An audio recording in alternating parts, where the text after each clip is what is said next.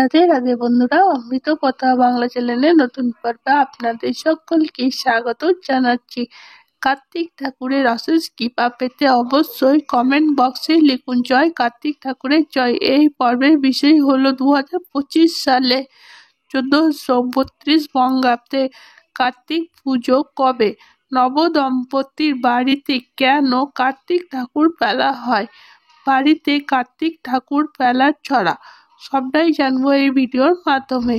ভিডিওতে যাবার আগে অমৃত কথা বাংলা চ্যানেলটি অতি অবশ্যই সাবস্ক্রাইব করুন, লাইক করুন এবং শেয়ার করুন। আর ধার্মিক হয়ে নোটিফিকেশন ঘন্টাটি বাজিয়ে দেবেন। সন্তান লাভ ছাড়া একাধিক কারণে কার্তিক পুজো করা হয়। বাড়িতে কার্তিক ফেললে কি হয় জানে অজান্তে কোনো ভুল করছেন না তো? কার্তিক মাসের সংক্রান্তির দিন বাংলার বহু জায়গায় পূজিত হয় দেব সেনাপতি কার্তিক। কেউ বলেন তিনি চিরকুমার, আবার অনেকের মনে এই নিয়ে দ্বন্দ্ব রয়েছে।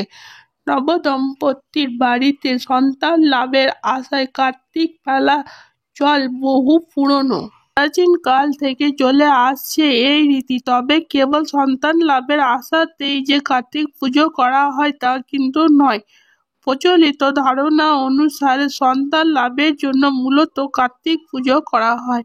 মনে করা হয় নববিবাহিত বা নিঃসন্তান দম্পতিরা যদি কার্তিক পুজো করেন তাহলে তাদের কোলে ফুটফুটে কার্তিকের মতো পুত্র সন্তান জন্ম হয়। তাই মজার ছলে পরিচিতরা কার্তিক ঠাকুর আগে নববিবাহিতদের বাড়িতে কার্তিক ঠাকুর ফেলে যায়। পুরাণ অনুসারে কার্তিক দেব সেনাপতি বলা হয়, তবে তার নামে কারণ কিন্তু দেব সেনাপতি হওয়ার জন্য নয়, বরং তিনি দেব সেনার পতি, তাই কার্তিককে দেব সেনাপতি বলা হয়। দেব সেনাপতি হলেন ব্রহ্মার মানস কন্যা, তাকে বিবাহ করেছিলেন কার্তিক। ব্রহ্মবৈবর্ত পুরাণ মতে ব্রহ্মা ও সাবিত্রীর কন্যা হলেন দেবী ষষ্ঠী। দেব সেনাপতি হলেন দেবী ষষ্ঠী কার্তিকের স্ত্রী। দেবী ষষ্ঠী হলেন জন্মসূত্রের দেবী। সন্তানের রক্ষা করা এবং আগলে রাখাই হলো মূল উদ্দেশ্য তার। সেই কারণে সন্তান লাভের আশায় কার্তিক পুজো করা হয়, কিন্তু সন্তান ছাড়াও একাধিক কারণে কার্তিক পুজো করা হয়ে থাকে।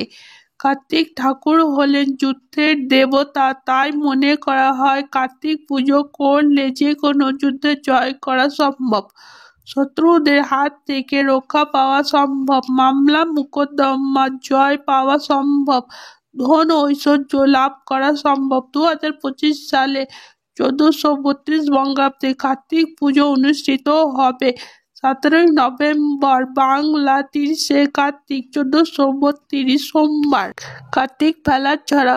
মা মা মা দোয়ার খোলো, বাহির পানে চোখ মেলো, আমি তোমার দালাল খোকা, দাঁড়িয়ে আছি একলা একা, হাতে আমার ক্ষীরের হাড়ি, বিলিয়ে দিও বাড়ি বাড়ি, পেরিয়ে এলাম আধার কালো, এবার ওঠোন তোমার করব আলো, বাইরে ভীষণ শীতের নাচন, ঠান্ডা হাওয়ায় লাগছে কাঁপন, মাগো তুমি খোকন বলে নাও গো আমায় কোলে তুলে।